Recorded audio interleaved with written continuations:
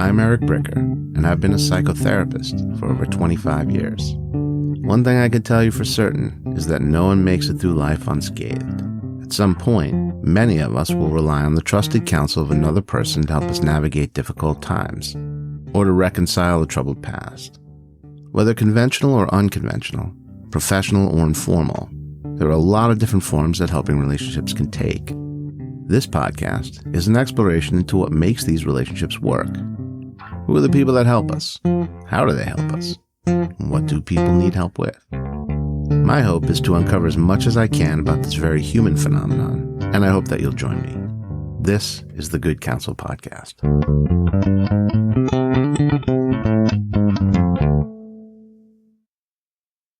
I'm Eric Bricker, and this is the Good Counsel Podcast. I am here today with Matt Williams. Matt is an entrepreneur. He is a recovery coach. He is a personal trainer. He's actually a lot of different things. And he is working currently with Next Level Recovery Associates.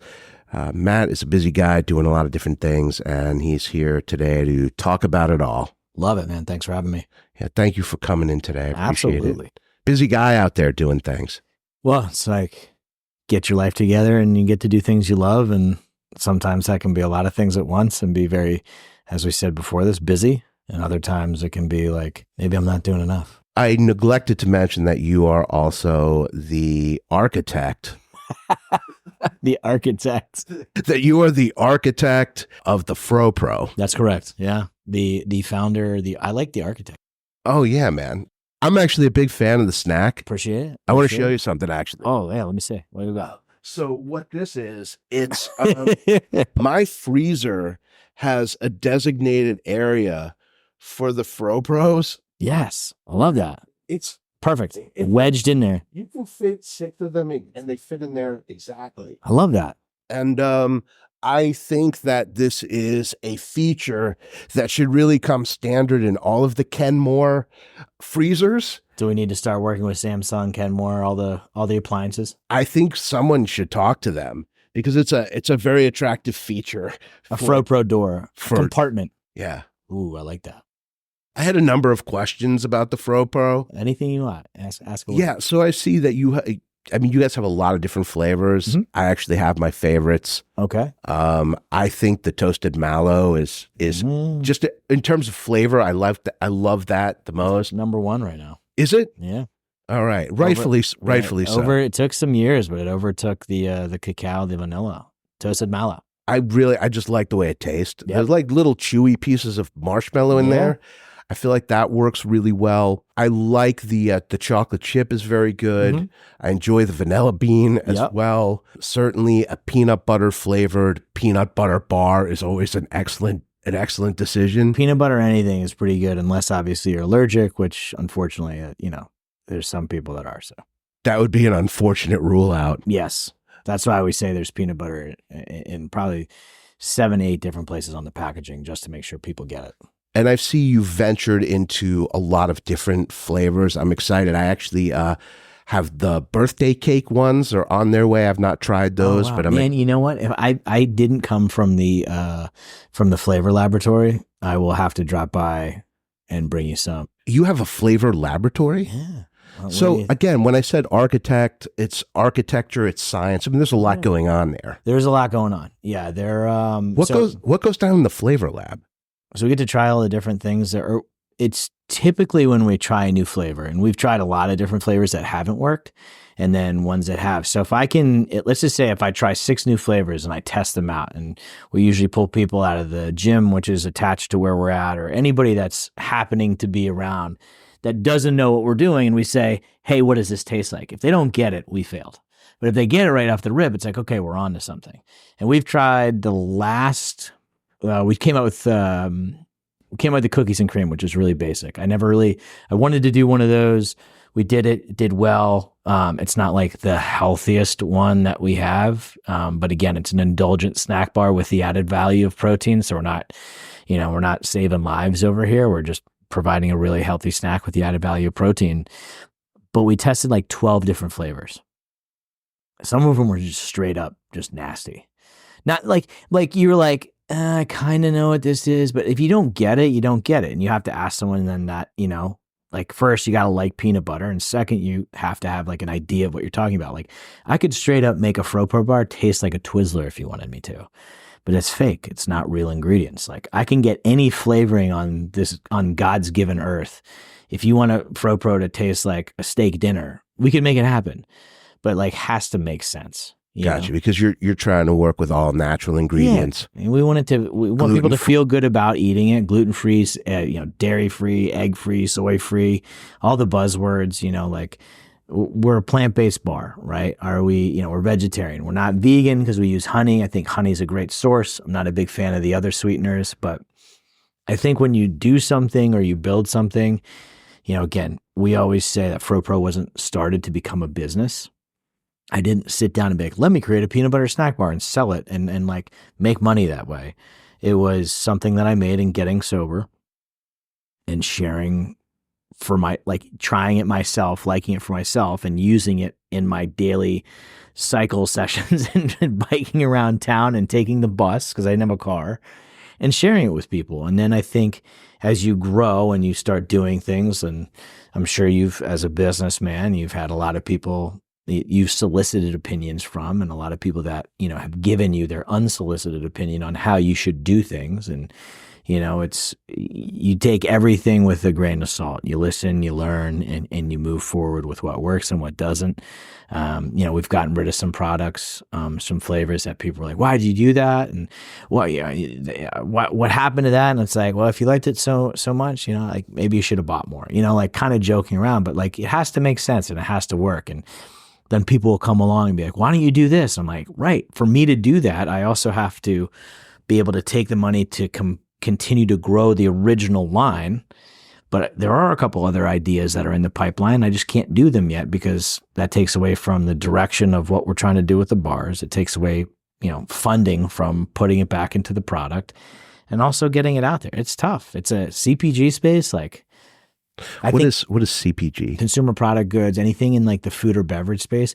If you asked any one of them, typically most of the people that have had success in the space, they go on to become consultants. They go on to invest in other brands that they might believe in, but no one starts from scratch again. Gotcha. You want to know why? What's that? It's fucking hard. I can imagine. Unless you have a name. You know what I'm saying? Like that's why most that I've seen invest in other products that they believe in, are part of a funding group or part of I would say conglomerate of, other people that have had success in the space that are trying to help other brands succeed. And it's a numbers game. It's being in the right place at the right time. It's a little luck. It's a lot of hard work. It's a lot of patience. And, there's times where it's like, what the fuck am I doing? Why am I doing this? I got to hear about some of the flavors that didn't make the cut. Oh yeah.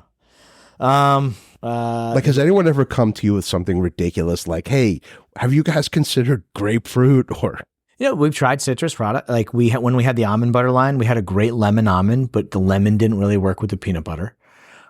We did take the one blueberry almond and we turned that into what is now Blueberry Dream. That was Tropical Dream. I saw that. That I haven't tried that one yet. Worked really well. We had one like everyone's like, dude, why don't you do a red velvet? I'm like, it's literally red velvet is chocolate with red food dye. So like, you want me to just add red food dye to the cacao bar? I can do that to make it look cool, but that's all that is. It's just red velvet's chocolate cake, essentially, per my understanding. If I'm wrong and there's someone out there who wants to correct me, please correct. So what's going down in the food lab? I'm picturing like people in lab coats. Didn't I take you there? I didn't see it. I think that was because we were in the gym area. Right. And it looks like the food lab was kind of behind closed doors. I'm wondering if they were like producing and that's why. You're welcome to come by and check it out. Yeah, so essentially it's a giant one of those mixers that's like 6 feet tall that like mixes. It's 100 quart mixer. And it's one of those things like you get something stuck in there, it's going to rip your arm off. It's like one of those big machines that's just like rotating bowl, fill all the ingredients come out. It feels like a cookie dough. And then we wheel it over to a machine. It goes on the machine, flattens it out, stamps FROPRO on it, cuts it, separates it, and then cuts it, and it goes onto a tray. Tray goes right onto the next machine, which wraps the product in foil. Foil goes right into the bin. It gets labeled, produced, and then put into the walk-in cooler, and then boxed later on for when we sell it. Gotcha. So it's like a pretty cool assembly line. And it all started with a small KitchenAid that you or I would have in our kitchen. That's, I think, a 6-quart, which is like your standard KitchenAid. I think that might be the one we have. Like our moms would make cookies when we were kids. You know, those little ones that fit right on the kitchen counter. And it was just tossing a bunch of ingredients in there that I liked and trying to figure it out with, what I was doing. And gotcha. It's crazy sometimes to think about how far it's come, and we have still we have a long way to go. We've had a lot of really cool successes and really some awesome highlights.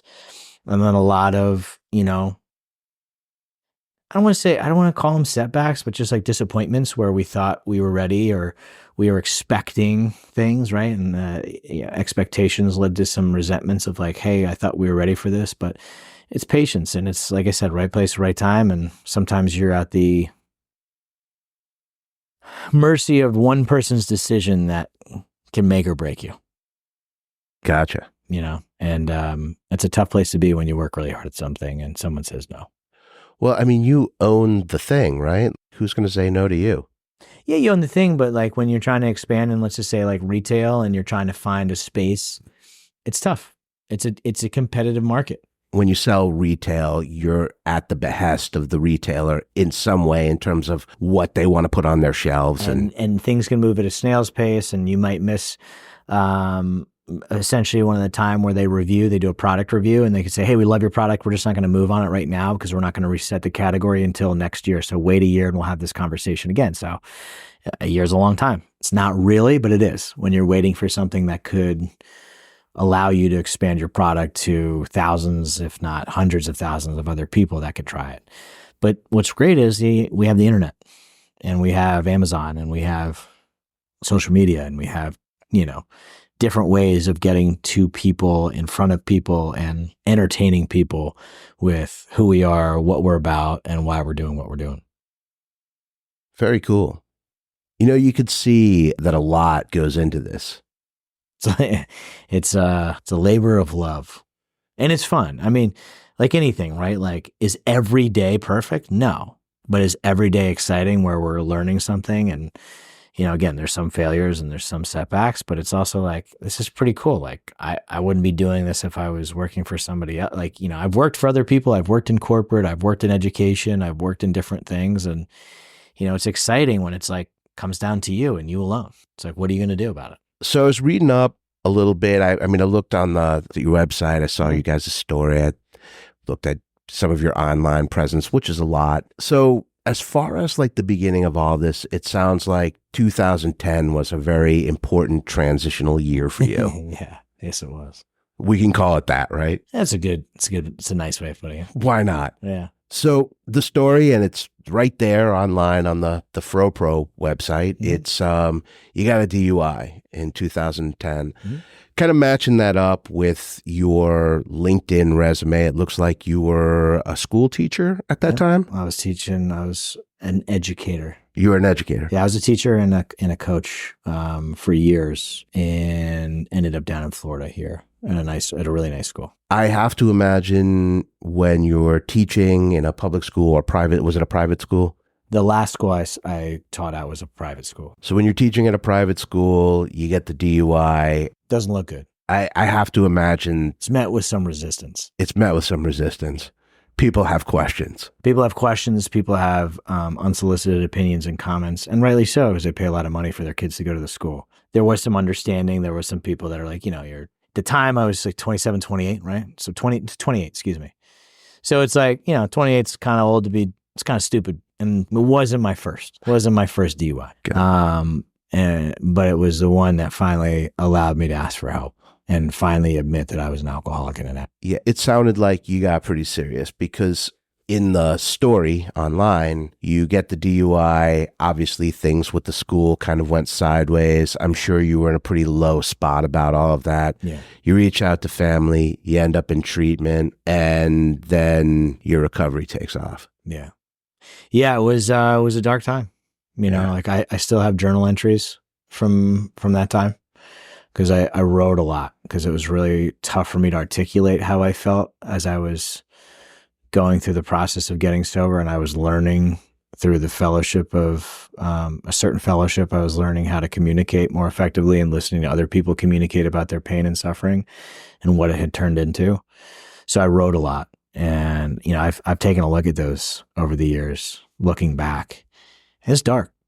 A lot of like, I don't want to be here permanently kind of stuff. Like, I'm a failure. I'm an embarrassment. I'm a loser. Like, what's the point? And like, I just felt like I let down my mom and dad and brothers and my whole family, for that matter, of just like, I didn't understand anything about addiction at that point, other than the fact that like I was losing and losing miserably.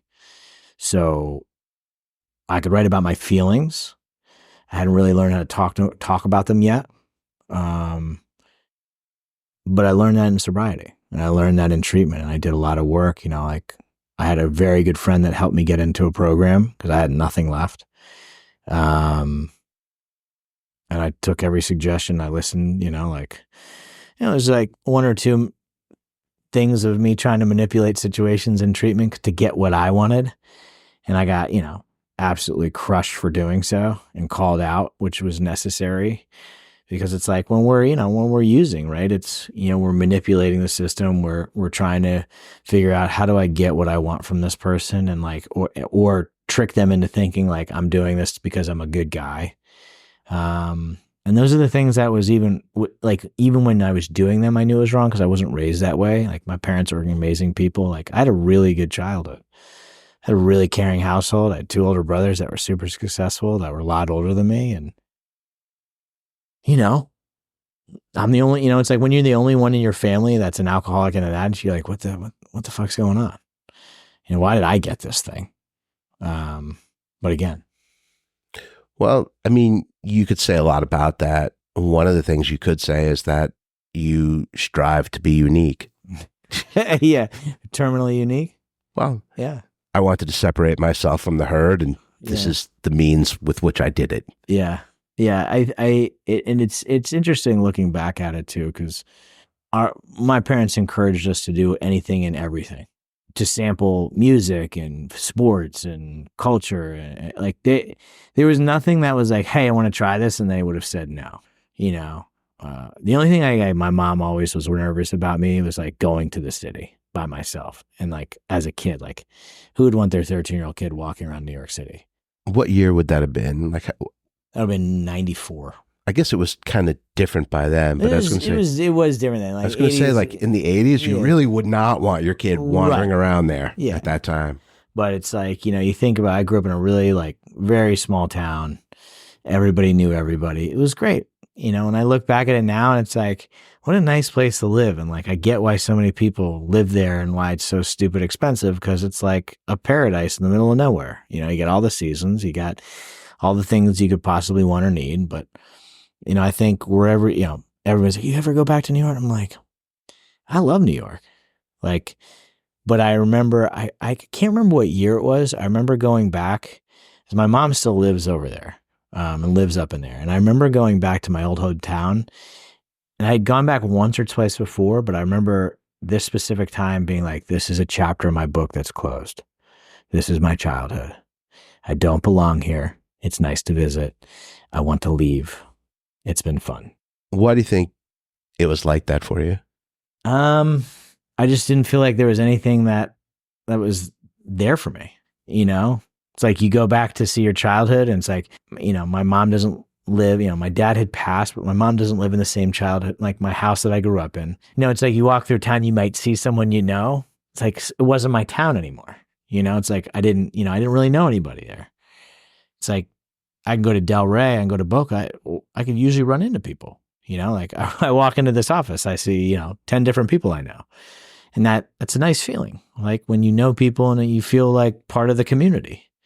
So I think it's like, you build a new community wherever you are. And that's one of the other reasons that like helped me stay sober was this community, this South Florida community was very welcoming for the most part, very helpful, and, helped me get to where I'm at, Yeah, when I think about all of the different things that you're doing, the FROPROs, all the fitness, you own a gym. It's a lot of different things that you're involved with. And you being a recovery coach and working with Next Level, it seems like even though some of those are different things, it's all kind of part of one thing.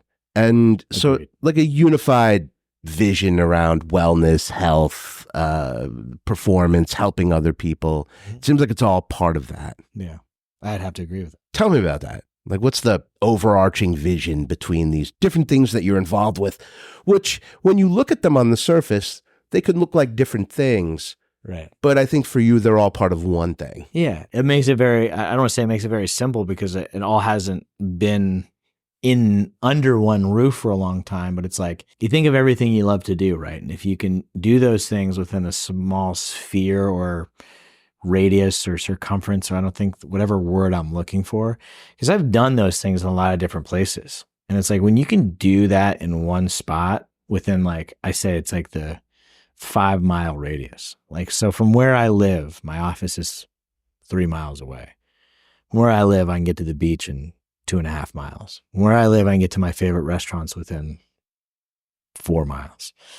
And it's like, it's my community. It's like and I remember hearing an old timer talk about this one time. He was sharing, it had been years of sobriety, and where his house was, he called it the triangle. And I used to have the triangle of terror, which was Stamford, Connecticut, Westchester, New York, Manhattan. And it was just that triangle of like, I'm going to go here and cause some shit. I'm going to go here and cause some shit. And eventually you end up in the same place and people are like, hey, I'm tired of your shit. We don't want you around here anymore. You're a nuisance. You're a menace. But when you build something like down here, right? And like I had another mentor of mine, basically say, if you want that, you go build it. And I don't think I ever like set out to go build that, but it's like, I watch other people and it's like, you want to connect people, right? You want to be a connector. And, it's like, I met you through somebody else, right? We just didn't like randomly walk into each other on the side of the street. I hosted an event. You happened to be there. I knew your name and I never met you. And it's like, I got connected through another human in this space. That's another decent human being that tries to bring people together. And it's like it's like you say, it's like, oh, I need a guy. Who am I going to call? Like, Amanda always laughs. She's like, oh, Matt's got a guy for that. And it's like, yeah, if you've been somewhere long enough, you develop these relationships with people that's like, oh man, I got this crazy back pain. Oh, you got to go see Dr. Dan. Oh man, I got this like issue. I'm playing softball. I need someone to help me. Oh, you got to go see Guillermo over there. He'll help you with your swing. I got this issue. I keep, I'm just trying to think of like the most random things where it's like, I can't hit this golf ball right. Oh, you got to go see Jess. He's the best. I got an issue with like this closing thing for my real estate and my property. Oh, you got to go see Bart and Jamie. It's like having people that you love and respect and you see what they're doing and how they're helping people and just connecting all those people. Like everybody has a guy, right? Like there's tons of networking group. There's tons of professionals in this industry alone. We're sitting in an office. How many people have 30 people in here? There's a lot more, right? Like you all guys provide a service and like you all are here as a private practices that are successful in their own right. And like no one's being like, why are you going to this person, not that person? Guys are doing great. Everybody has their business. Right. But like if you encounter someone, if you're a true professional that doesn't fit maybe what you do, that, you should go talk to so-and-so. It's like in the fitness world, if someone comes on me, hey, I want to do strength training and I want to get better at hitting the hole in football and my son needs to do this and this, I'd be like, go talk to Rudy. That's his specialty. Oh, I need that. Go talk to her. That's her specialty. And being a connector and part of, and just like, I think that's the grander vision, as you would say, like for me, where it's like, I love health and wellness. I love working out and fitness. I love food. And that kind of all is under one roof, but also my office is there. I take my phone calls there. I take my Zoom calls there. So it's like that mental health side of things. So it's like a lot of things happen in one area, which I think is really efficient and doesn't need to be spread out. I know that was a lot of words kind of answering your question, but that's how I see it, where it's like in one day, I know I can do all the different things I love in relatively an easy space, which is an accomplishing feeling. But then there's other days where like I do everything, and it could be like I could been working since 5:30 a.m. and it could be 2. And in my head, society says, well, I need to work till 5 because everybody works from 9 to 5. And I have to be like, well, I have to do something. I have to fill my time. And my biggest thing that I've worked through in talking to therapists or whatever is like, it's okay to take a second and take a breath. You know, it's okay. Go for a walk on the beach. Go to the park. Go do something that doesn't require you to be on your phone, doesn't need for you to check in or validate anything on social media, and just go do something and be, and just see what happens. And I feel like that's one of the biggest things as a 43-year-old person who has an amazing wife, has an amazing life. There are times where I feel like I'm not doing enough. And if I say that to someone out loud like you'd be like, what are you fucking talking about? I would imagine. But maybe not as a therapist. You could be like, I don't know. I don't know, Matt. You could probably do more. Right. No, I'm kidding, man. What would you do that you're not doing? Right. And that's what are you supposed to be doing that you're not doing? Right. Sounds like you do a lot. But as you can see, it's like that's where, you know, unless like my day is rigidly routine, I've been told by people in your realm of experience, hey, maybe have something unplanned and just go and be and do. I think routines make excellent servants, but terrible masters. You know, so the idea is the routine of doing a certain thing at a certain time or having it helps keep life predictable and manageable, and it helps us manage the anxiety over all of the things that are uncertain. But when we become a slave to the idea of a routine, to where we're actually serving the routine's not really serving us, then it becomes kind of a compulsion to where you can become a hamster on a wheel who just does these certain things every day because you don't know better. I had a difficult time transitioning from working in agencies to going into private practice because of the lack of structure in my day when I started working for myself. And it was literally like getting here at 10 o'clock, even though there was no one to see until noon or something. Right. And just feeling like I had to be somewhere at 10 because I couldn't be home at 10, 11 o'clock in the morning on a weekday. It felt weird. Yes. It felt like I was unemployed. It felt like something was wrong. Right.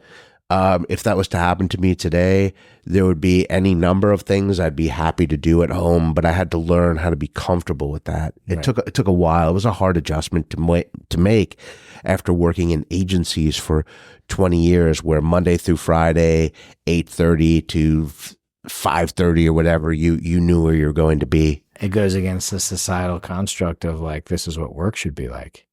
You know, for me to have worked today and then I said, all right, I have something at 4:45, I have you at 6. And I was just like, huh. It was 2:30. And I was like, it's the first beautiful day out in a long time. It's been raining. And I went down to the beach. Oh, nice. I hung out at the beach for like an hour and a half. I ended up running into someone I hadn't seen in a good amount of time and just talking with them and not like worried about my watch or this, that, and the other thing. And then it was like, go home, shower, have a nice little bite of food, went to my physical therapist, worked on my body. And then I got out early, grabbed an ice cream cone. You know, it's like these little things that I enjoy that like weren't part of the plan, but I was so excited to do it, where it was like not as rigid, you know? But I totally identify with your feeling of like, oh, I got to get there. I got to be there just to be there because I'm going to feel weird if I'm not. Even going to the event at your place that day, those are newer things for me. I like the way you said newer things. Yeah. Those are newer things for me. Yeah. That only started really maybe in the last couple of years that I was going to things like that, networking events. Yeah. With any routine, because you get invited to them and I would just never make the time to go because It would take me out of the office. It just felt like I shouldn't be there. And now I embrace it more because it's an added benefit to the line of work that you get invited to places, you get to meet and hang out with people, and it's good. It's fun. Do you ever see that list of deathbed confessions? It's not a book, but it's like a list. And one of the biggest ones was like, I may misquote it, but it was basically like they asked people who were on their deathbed, like, what's your biggest regret? And it's like, I wish I didn't work as much. And again, no one's saying like take off work and not, support your family and your lifestyle. But it's like no one's going to remember that you worked 40 hours this week or 60 hours this week or 80 or 100 or whatever. But people are going to remember if you came to their event. People are going to remember if you showed up for them, right? Like if you were there. And like you can't always be everywhere, even though sometimes I would like to be. And it's really hard to say no. I don't know if it's tough for you to say no when you're like, oh man, like I know I'm a nice guy and I've been invited here, but it's okay to say no. I struggle with that a lot because like I do like supporting people and being everywhere. And sometimes I feel like I'm letting people down if I don't come. Will that change when I'm your age? What's that? Will that change when I'm in your age? You mean, will you become a curmudgeon? You just be like, I don't have enough time for that. Yeah, I feel like I'm already a curmudgeon. I don't have any time to waste for this crap. Right. No, I don't know. I mean, I think we are who we are, and saying no, there's a lot of different ways that gets done, and hopefully people don't take that personally. Yeah. It's very hard to make everybody happy. Scoop ice cream, right? If you want to do that. Yes. Somebody introduced me to this idea. It's called the rule of 10. The rule of 10 is that out of any 10 people, 3 of them are going to like you, 3 of them are not going to like you, and the other 4 don't care. Huh. I never heard that one. I don't know that that's actual science or from any actual study, but I like it. Yes, down from Buddha. Yeah, I think it probably more passed down from like Mike or something, somebody. Mike's a good guy. Yeah, I think the idea is that if you're looking for like 100% approval rating at all times, you're not going to get it. No. But I do try to make myself available for different things when I can because it's better. It's fun to do stuff. Yeah. One of the things that I thought was really cool, and we ran into each other at the gratitude breakfast, the Sierra Tucson gratitude breakfast, and watching those people get those awards. Brian Gong, John Pulse, Amanda Landry was awarded, and a couple of other people that I don't know as well. But it was really cool to be there and to be part of that, and just to have an appreciation of them having their moment and being there for that and just being part of it. Did you see the Dave Chappelle, the most recent special? Are you a fan of his? I'm pretty sure I have. So the recent one, it's called The Dreamer. And I know it well because I actually saw him live and then I saw the Netflix special. And he says, sometimes you're living your dream and the people around you are part of your dream. And then sometimes you're a part of somebody else's dream. And it's an astute way to live your life to be able to recognize the difference. Right now, I'm part of somebody else's dream. And that kind of came to me when I was at that gratitude breakfast and watching these people be recognized for their work, that it was really cool to be part of their dream, to see that realized. And, this isn't a moment that's about me, but it doesn't need to be. And I'm just really appreciative of these people being recognized and awarded for their successes and what they've contributed. And I just enjoyed that. I enjoyed being there, knowing that I was a small part of it, but I was just being there made me part of it. Yeah, I think on that subject where it's being there, it was awesome to see. And there's a lot of people I hadn't seen in years. And I think to be recognized in your field for something is tremendous. And I always think it's good to support those people. And like you said, be a small part of it, cheer for them, and it's always interesting when you see people not cheering for somebody. You ever see that before? Have you ever been somewhere when like someone's been thanked? And I love watching people. And when someone, it's not because they're on their phone or whatever, but they're just like, you can tell it bothers them that this person's getting recognition. There's this German term, Schadenfreude, and I guess it translates into rejoice in the misery of others. Like it brings you personal pleasure to see people not do well. And I feel like that's part of that same mentality where when you're watching somebody else succeed, you're not enjoying that. It bothers you. To me, that mentality, that really derives from more of like this scarcity mindset, where if I see you succeed and I see you being awarded for something, in my mind, there's only a certain amount of success to go around. Right. And so because you're having the success, that You're not going to get yours. I'm not going to get mine. Right. Like you've stolen all of the success out of the world. Success is sucked out of everything. It's for you only. Yeah. Yeah, you stole my opportunity to get that award. And it's a very silly way to think.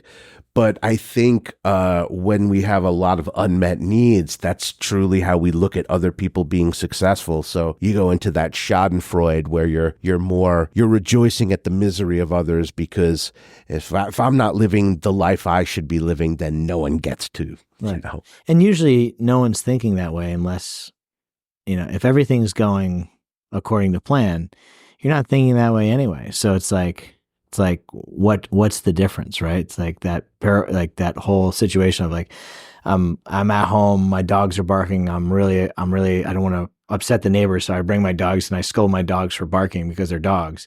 And then the same situation happens a day later. My dogs are barking and I quietly let them in, and like dogs bark because dogs bark. And like, I can't control the dogs. So I just bring them inside. It's like, what's the difference? It's like, am I spiritually fit this day and am I not this other day? Or it's like, what's going on in my life? Like, is that scarcity mindset set in where it's just like, I'm going to pick out. It's like, I'm sure you've worked for places before where it's like, you're doing your job, you're doing it well, yet maybe the company's not doing well, but they're going to come and pick on something that you may or may not be doing, even though there's no concrete example of it. And you're just like, I'm doing everything I'm supposed to be doing and then some. What's going on with you, or why are we talking about this? Because clearly this has nothing to do with me. I've worked in a number of places like that. I think Right. Behavioral health is sort of notorious for it. Oftentimes, I think with like the treatment space, it's very difficult to measure what is success. Like it's very difficult to quantify who's good at what. Right. And so, especially with middle management, how do you measure what your impact is? And a lot of times people overcompensate for that by micromanaging others or being overly critical of other people. That's going to be my contribution to this conversation, is to be critical of someone else's work or what I think you missed out on or how I think that you were wrong. And I don't think it's like a really great way to operate in life, to be honest. Well, I think I've worked for a lot of places and you find out what works, what doesn't work. And, it's like, how you operate in a private practice now. And it's like, if you were to grow this, like you would know how to talk to people that if they came on to share some of your caseload, let's just say like how you would want to be talked to. And you probably wouldn't talk to them that way. You know what I mean? And you probably wouldn't bring anybody on that didn't have the same alignment you did. There are certain people that I've met along the way where you could see like this person is really good at being appropriately critical and providing that feedback in the right way. And when you see that done correctly and the impact of how it helps people grow or how it's helped me grow, you remember it. And those are the people you want to model. Yeah. Those rules about like you just never criticize people in front of other people, things like that. And when you do give feedback, you focus on the behavior. You don't focus on the personality traits of the person, things that I think are really just elements of good critical feedback, as opposed to things that tend to poke at insecurities or it's when it's emotional or it feels personal. Usually it really doesn't do anything when it's emotional. If you can't provide a concrete example and it's just an emotional response. And I'm a sensitive person. Like I can be emotional and, I can be like, oh, there is nothing concrete I can share. I am hurt because of this. And it could have nothing to do with like performance. But like, I think at the end of the day, if we're coming back to like a business standpoint, right? Like my wife's the CEO, right? What she says goes. She's there on the day-to-day. She operates, she runs. What's your wife's name again? Chelsea. Yeah, I saw her in the picture, and I noticed when you guys talk about the FROPRO, it's definitely we. And it's the two of you. Yeah, no, but like she is the CEO. Like she runs the show like day to day. That's how we set everything up, which is I'm the founder and I'll do events and do everything else. And we have a great team. And, you know, at the end of the day, though, if anything is to go wrong or there is something that might not be what, you know, the way we wanted it to, I will take full responsibility because it's part of my, whether I made a decision or not, because those are the things that you do in that company. And it's like, I can never expect anybody that works with us to care as much because it's not their company, but we found some really amazing people that do care about the company and what the clients receive when they get a box and how the experience is, from the opening of the box to the texture to the notes that are written to like the personalization of said product, where it's just like, you know, am I gonna be a perfect bar? Am I going to sell for 600 million one day? That'd be great, you know, but like, you know, am I going to continue to do what I know is to be right and like not sacrifice, let's just say, the experience or product or ingredients or the experience of the people working there because like it's going to propel me forward? Like that's what I learned. And it comes back to that whole community aspect, right? Like it took a lot of people to help me get well. It took a lot of professionals. It took a lot of love. It took a lot of people that gave me a chance. And I think until my last breath, and this sounds corny as fuck, I'm going to do the same for anybody else. Even sometimes to my detriment, because I want to see people win. I want to see people succeed. And sometimes, like I said, to my detriment, I will go above and beyond. I'll try harder for that person than they will. And that's another thing I have to work on. Because it's like, how many people like have you worked with where you're like, I feel like I'm doing more work than you here, and I'm trying to break through and help you with some certain things, but I feel like I'm pulling teeth here, and you're not really giving me anything. Well, I think it's very important to give that kind of feedback, because ultimately when you see someone in therapy for a period of time, what are we doing here? Yeah. Well, essentially it will emulate the other relationships they have in their life. So they'll show up here the way they show up in other places. So if I feel as though there's not some movement in what we're doing, or that they're holding back on something, or there's a lack of investment or lack of commitment to it, my first thought is this kind of what other relationships look like? You know, is this something that gets created with you? What's getting in the way? Or is it just maybe this relationship that might just be that I'm not to be with? Maybe there's someone else who's better suited to work with you. But very often what gets recognized that these are patterns of interacting with, this is something that they do in other relationships. Right, all the time. And it becomes really important to look at that. Like, why do you withhold yourself from this? What's getting in the way? Like, why are you paying this money to be here and then not talking to me, or not really seeming to be interested in it, or not like committed to this process? Like, why is that? And there might be reasons. Yeah. Sometimes people have secondary gains from having shit not work out, you know? Oh. That's true too. Like they're doing it subconsciously to have it not work out? Well, that everything just kind of looks like that, because ultimately if there's a big investment in failure and things not working out, and I go to therapy and that didn't work out, well, I even went to therapy. I tried. I just, you know, this is how it is. This is how I am. Wow. I think that happens. Yeah. Yeah. It's almost like, is that like a learned helplessness though? Yeah. I think there's a kind of a victim mentality that a lot of folks get into, where the circumstances of life or how you're raised or whatever it is, they seem so insurmountable that success or being happy or whatever it is seems so unattainable that it doesn't seem like there's any point to really trying. And people like that tend to sabotage their relationships. They tend to sabotage opportunities, and they tend to sabotage therapy. Wow. That makes sense. You see a lot of folks like that in and out of recovery. Yeah. I mean, I feel like I haven't been sober that long amount, like an extensive amount of time with the amount of time of people like I know, been sober like 14 and change. But I've definitely seen a lot of people that aren't here permanently that were constitutionally incapable of being honest, and it killed them. I see people come and go in and out, in and out, in and out for a variety of different reasons. Or, no, this is like, I remember one lady, she'd, I'm a chronic relapser. And I was like, maybe if you stop saying that, it might help.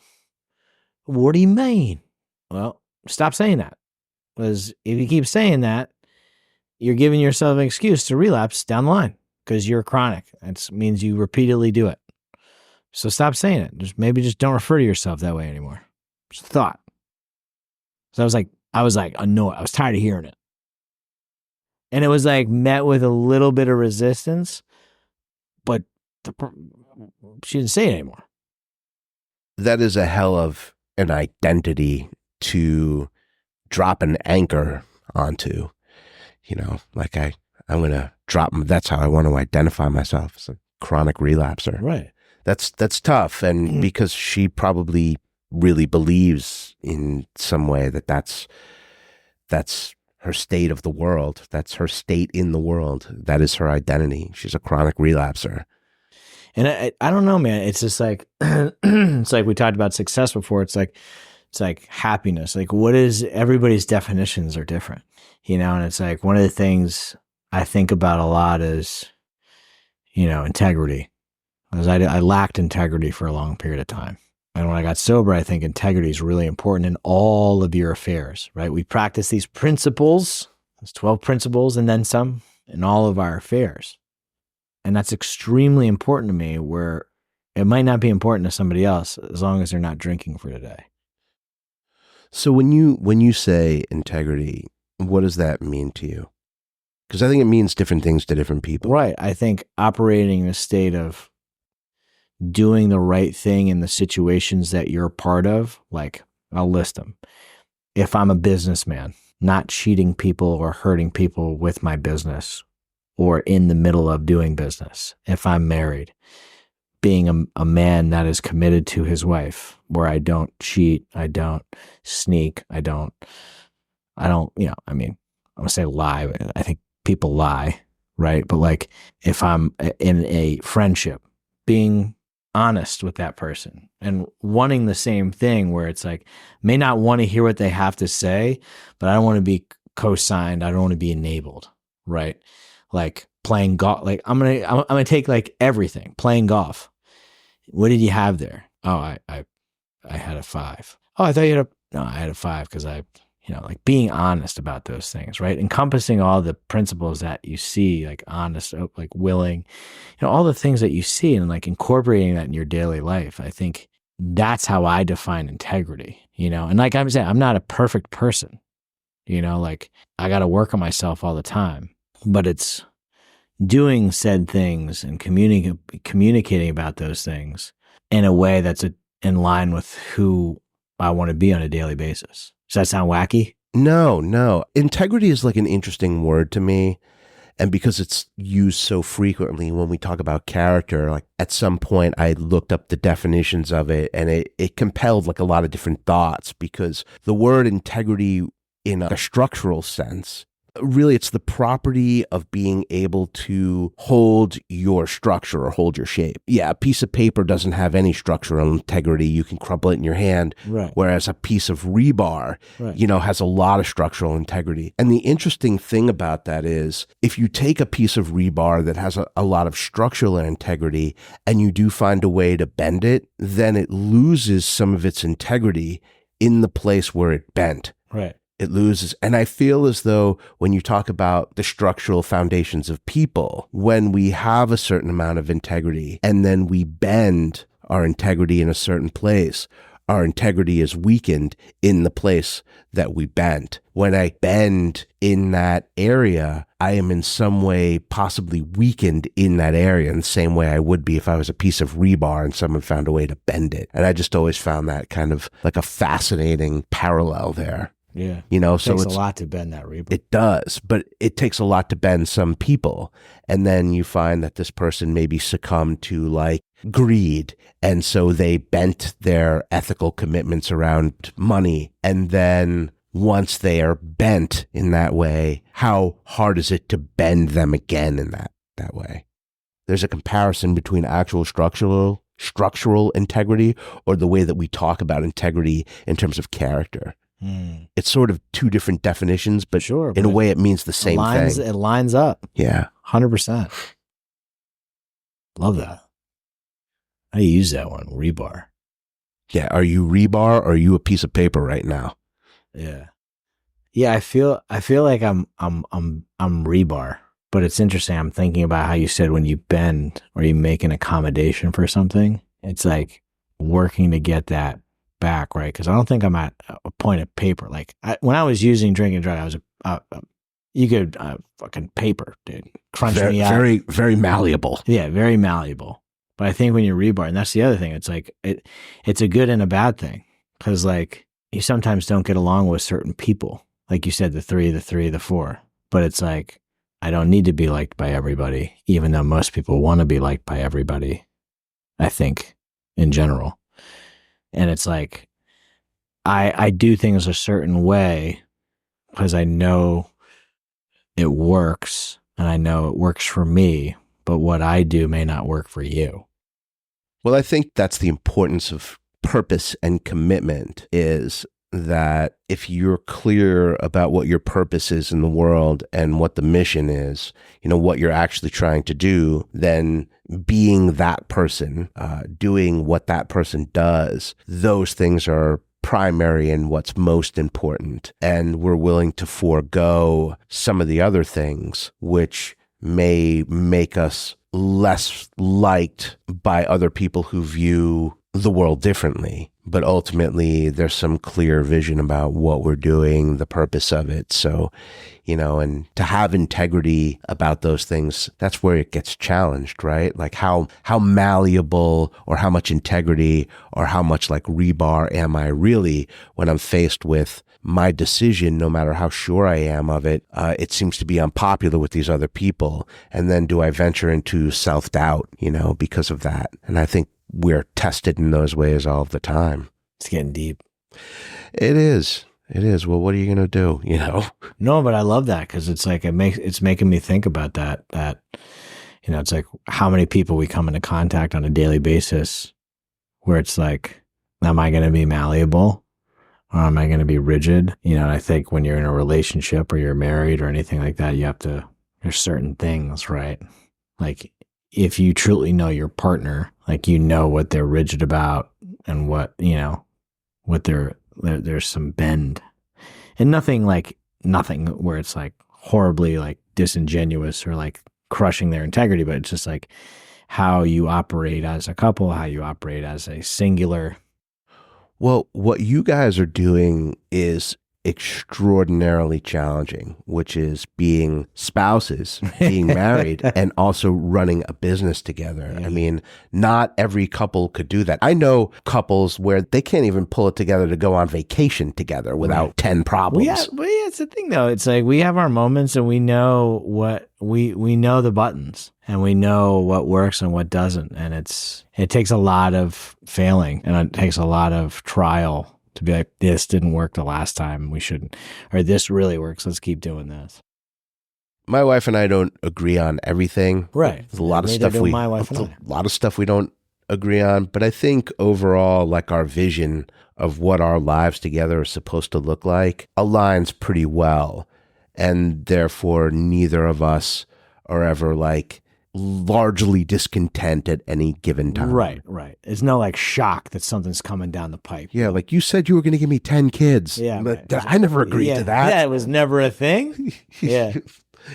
We knew where we wanted to be and what we wanted to do. And yeah, I mean, that's the thing. I think when you can I think communication's huge on that. And I think a lot of people can struggle to communicate effectively, and it can be a challenge, especially in relationships, in any relationship, business. Obviously, you talk to people all day, right? Yeah. A lot of things can misconstrued with texts, a lot of emails, everything. Like I prefer a conversation, and I prefer I prefer a difficult conversation.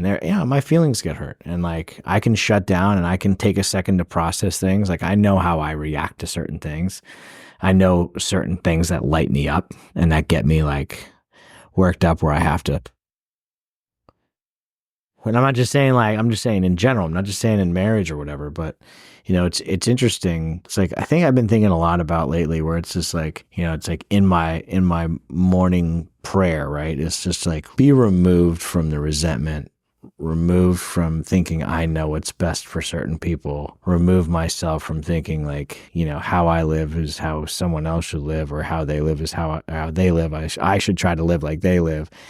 And it's just like everybody's doing their own thing. And like my paths cross with that person, great.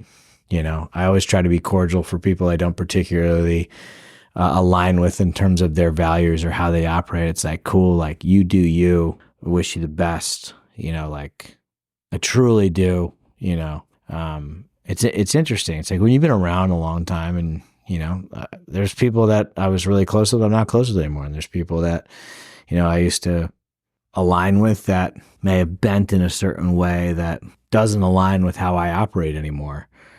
And those are really tough sometimes, because it's like those relationships change, and like change sucks. It does. It does. It can be difficult. And what's difficult about it is because like, you may have some really great memories. Like I was watching a buddy of mine who's very successful in his field. Something changed in his field with the company he works for. And this is a guy that has helped a ton of people, built a team, and essentially overnight it was taken away. Oh, that sounds terrible.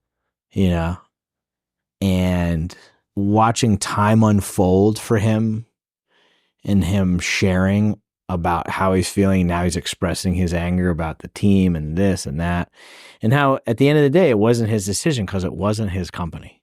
And then I read other articles about people in the same business that went on full tell-alls about what the problem with the company is and why it changed over the years. And at the end of the day, it doesn't matter what either one of them said. The guy that owns the company is just going to be doing whatever he's doing, right? And at the end of the day, it's like the feelings I may have, like, oh, I shouldn't be doing that. Like, if you're close to me, right, and you do something that might be a little bit like, I'd be like, hey, like, what's going on? What's going on here? Like, you good? Like, what's your thought process behind there? And if it's like you said, like, I just am a greedy fuck and I'm going to do what I want to do, I'd be like, I appreciate the honesty. Good luck. But when it's like that, I'm going to tell you a different story, knowing full well that you know what I'm doing, I know what I'm doing, but I'm going to tell you some other bullshit. That's what I sometimes have an issue with that I work on.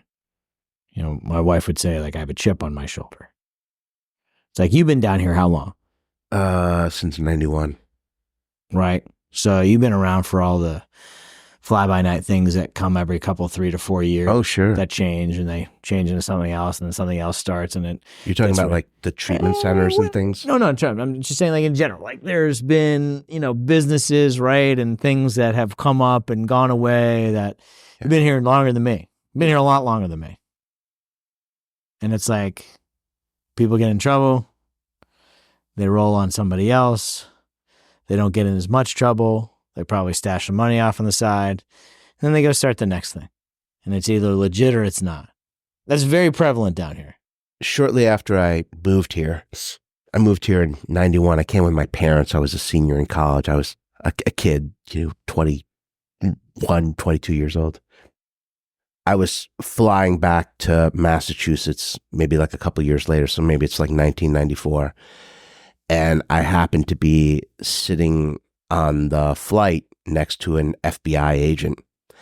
And he was going back to where he's from, and I was going to there.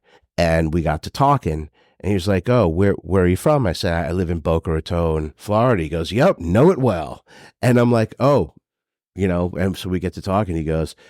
He said, the stretch of US 1 Federal Highway between like, I think Linton Boulevard and like Hillsborough Boulevard. They nicknamed it Maggot Mile because of all of the fraudulent businesses that were in existence in the office buildings of Federal Highway, on that stretch. And this is back in 1994, Maggot Mile. And right now, I actually have the privilege of having an office on Maggot Mile, which is the great irony of all of that.